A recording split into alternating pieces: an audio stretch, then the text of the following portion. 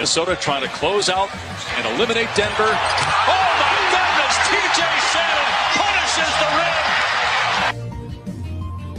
rim. TJ Shannon. Oh my gosh, every time he had the ball and just would accelerate, the speed was so exciting. There aren't a lot of people out there who gave the Timberwolves a chance last night. Now, this show did. I don't want to gloat. Chris Hine, the Wolves reporter for the Minnesota Star Tribune, is with us on the CCO Talk and Text line. Nobody believed, Chris. We believed on this show, but we may have been because it was bleak. I was going to say you may have been some of the only ones. That's the eternal optimist in you, Jason. We have the sound. I mean, I can prove it if you don't. Here's the sound. So I told someone today that I called it yesterday, and they're like, okay, sure you did. Here it is. Me after So 5 if the option is, what do I really think is going to happen tonight? I think the unthinkable is going to happen. You think they're both going to lose? No, I was going to say I think they're both going to win. Oh, which is sort of the unthinkable. That would be the unthinkable, yeah. Minnesota sports fan, right? Like, I guess that if you're a true Minnesota sports fan, the least likely outcome is what I'm suggesting I think will happen tonight. So how about that, Chris Hine? I mean, did I invite you on the show just as an excuse to play the sound of me? Maybe I did. I'm here for it. I'm here for it. Talk your talk, just like Jaden McDaniels. Well, I think that's the inspiration for all of us. What a series for Jaden, who has been a vexing player this season. You know, I think the talk in this series, I don't know if I've seen a Timberwolves player actually back up the jawing like we saw from Jaden McDaniel. Absolutely not. And I mean, it's hard to think just in recent NBA memory where you've seen a player talk as directly and pointedly as Jaden McDaniels did after game 2, and then come out game 3, he had 20 and 10, and then game 6, 32 and 10, and really backed it up. And I don't know what effect like comments and words really have in the course of a series like that. Like, do they motivate guys to play better or worse than they would have otherwise? I don't know, but I feel like after he said that, there was definitely not a burden, but I guess a responsibility from him to make sure that he backed it up. And maybe that drove him through the rest of the series and ended up with what you saw last night. Yeah, it was remarkable. I mean, it really was. And I was struck by Chris Finch after the game talking about Shannon and saying like that basically that he had been sort of playing him wrong. He had been using him wrong during the season, which I thought was quite fascinating.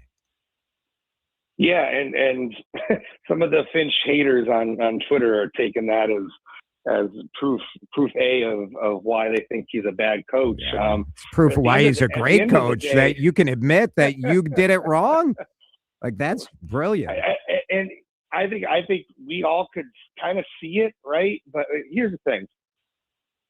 Terrence Shannon, at the beginning of the season, he was a big part of their plans in the rotation. First game of the season, he was in the closing lineup when they won a game at Portland. And they really had big plans for him to play a big role off the bench. He was going to basically take Nickeil Alexander-Walker's minutes after he left. And so the opportunity was there. But because of defense, because maybe playing alongside Anthony Edwards relegated him to just playing out of the corner, and then he got hurt in December, which put him out for a long time, a good chunk of time in the middle of the season. You know, the season didn't quite add up the way that everybody thought for him coming in. The opportunity and the minutes were there initially. It's not like Chris Finch had just sidelined him from the start of the season. That is not true.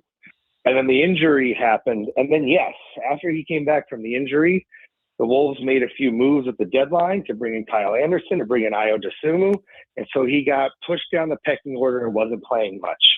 Then the last week of the season happens, where the Wolves are resting everybody because they have the 6th seed clinched, and TJ gets to play and play pretty heavy minutes the last 3 games of the season.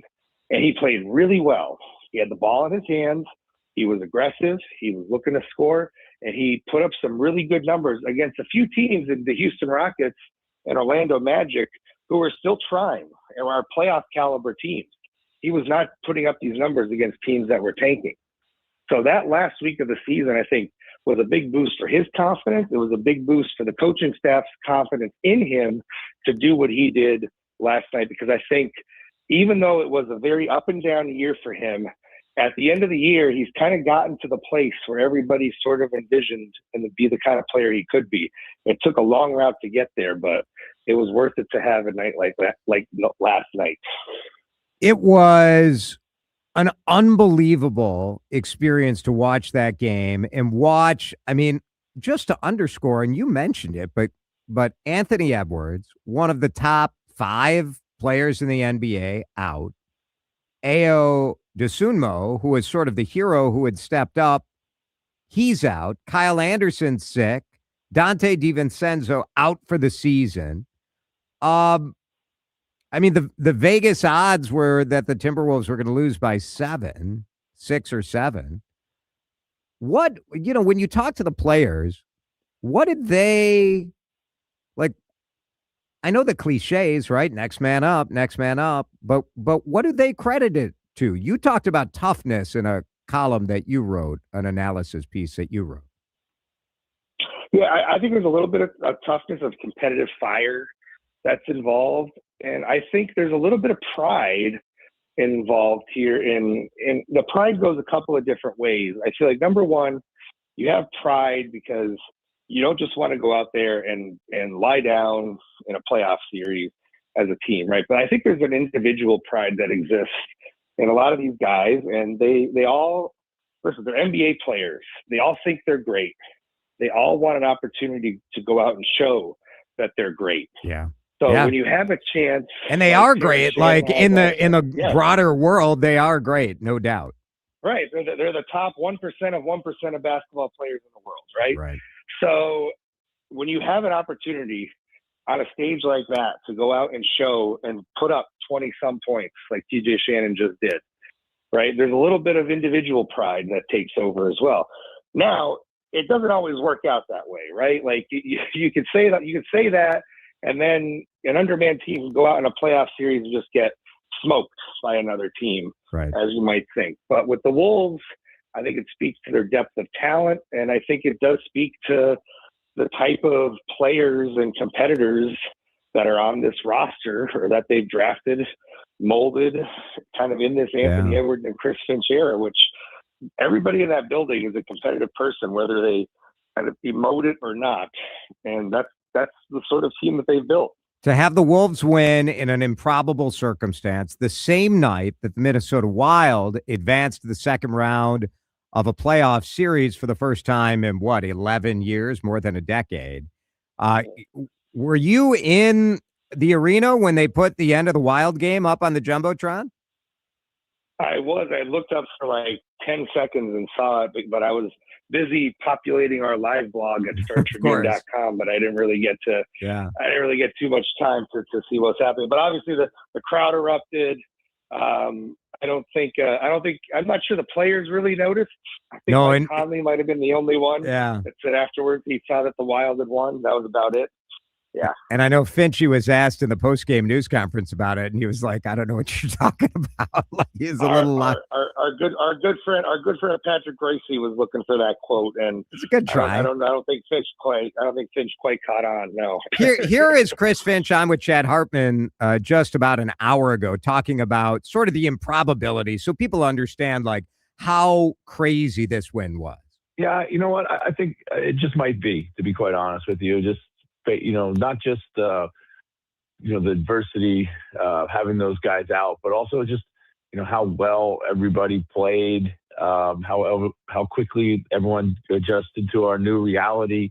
Was it the most satisfying win of his career? And he said he thought yes. Is there anything that compares to you to that moment last night, Chris?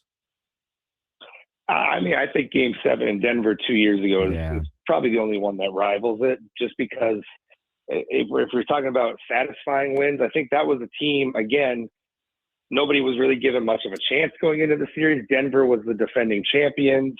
It's game 7 on the road, down 20 in the second half. And they came back and won, because I think it was such a, again, a war of a series. But the Wolves, I think, always felt internally that they were the better team, even if the outside world didn't believe it. They thought they were, and they went out and they ultimately proved it then, and they proved it again 2 years later, even with half the rotation missing.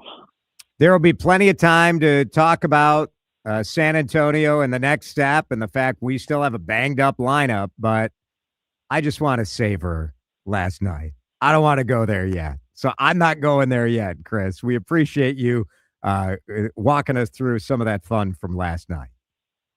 No problem. Anytime, Jason. Chris Hine, great writer, great reporter for the Minnesota Star Tribune.